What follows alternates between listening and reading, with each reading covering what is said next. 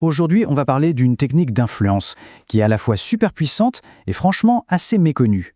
On va un peu laisser de côté tout ce qu'on croit savoir sur l'art de convaincre pour explorer une méthode beaucoup plus fine et peut-être même un peu dérangeante. Alors, comment est-ce qu'on peut influencer quelqu'un sans même argumenter? La question, elle peut paraître un peu bizarre, non? On s'imagine tout de suite qu'il faut un débat, des arguments en béton, bref, qu'il faut persuader. Mais et s'il existait un autre chemin? Un chemin qui évite complètement la confrontation d'idées. C'est vraiment l'approche qu'on connaît tous, le réflexe de base. Si on veut qu'une personne change sa façon de faire, que ce soit un collègue ou un proche, on lui explique pourquoi elle devrait changer. On vise la logique, la raison. Mais est-ce que c'est vraiment la manière la plus efficace de faire? Pas si sûr. Alors justement, regardons cette fameuse alternative. À gauche, on a la persuasion classique. À droite, une technique qui s'appelle l'attribution. Et là, la différence est juste énorme. Au lieu de dire à quelqu'un « voilà comment tu devrais te comporter », on lui dit « tu te comportes déjà super bien de cette façon ». On inverse complètement la logique. Et attention, ça ne sort pas d'un chapeau. En 1975, des chercheurs, Miller, Brickman et Bolen, ont monté une expérience vraiment passionnante pour voir concrètement ce qui marchait le mieux entre la persuasion et l'attribution. L'idée, c'était de savoir laquelle des deux changeait un comportement pour de bon. Pour être bien clair, l'attribution, c'est quoi? C'est tout simple. C'est le fait d'associer un trait de caractère positif à quelqu'un. Par exemple, dans leur étude, au lieu de dire à des enfants « il faut être plus propre », les chercheurs leur disaient simplement « vous êtes des personnes propres et ordonnées. Point ». Et les résultats? Eh bien, ils sont sans appel. Regardez le graphique. La persuasion, oui, ça a eu un petit effet, mais sans plus. Par contre, l'attribution, son impact a été bien plus fort et surtout beaucoup plus durable.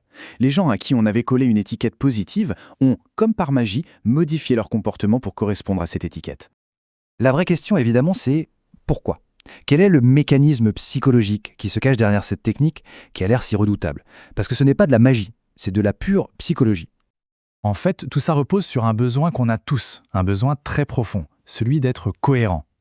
Quand quelqu'un nous dit qu'on est par exemple raisonnable ou ordonné, notre cerveau se met en mode « Ok, il faut que mes actions collent à cette super image ». Pour ne pas se sentir mal à l'aise, on se met à agir en accord avec ce compliment. C'est aussi simple et puissant que ça. Bon, maintenant on quitte le labo des chercheurs et on applique ça à une situation de la vraie vie et pas des moindres, la négociation. Dans ce genre de contexte où chaque mot pèse, l'attribution ça peut devenir une sorte d'arme secrète pour orienter la discussion. Et voici la phrase magique. Imaginez-vous en pleine discussion, ça chauffe un peu. Et là, au lieu de contre-argumenter, on glisse ça. J'apprécie que vous soyez quelqu'un de raisonnable. Ce n'est pas un argument, non, c'est une affirmation sur l'identité de l'autre. Ce qui est absolument fascinant, c'est que cette petite phrase met l'autre dans une position hyper intéressante. S'il se montre déraisonnable juste après, il va directement contredire cette belle image que l'on vient de lui renvoyer. Du coup, instinctivement, il va plutôt avoir envie de se montrer, raisonnable.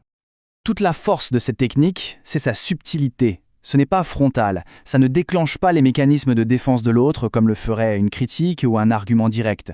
On ne force personne, on l'invite juste à être la meilleure version de lui-même, qui, comme par hasard, est aussi celle qui nous arrange. Et tout ça, bien sûr, nous amène à une dernière question, une question essentielle. Quand on utilise cette connaissance de la psychologie humaine pour guider le comportement de quelqu'un, est-ce que c'est de l'influence ou est-ce que c'est de la manipulation? La ligne est souvent très très floue. Et savoir où elle se trouve, c'est peut-être ça le plus grand des défis. On se quitte sur cette pensée.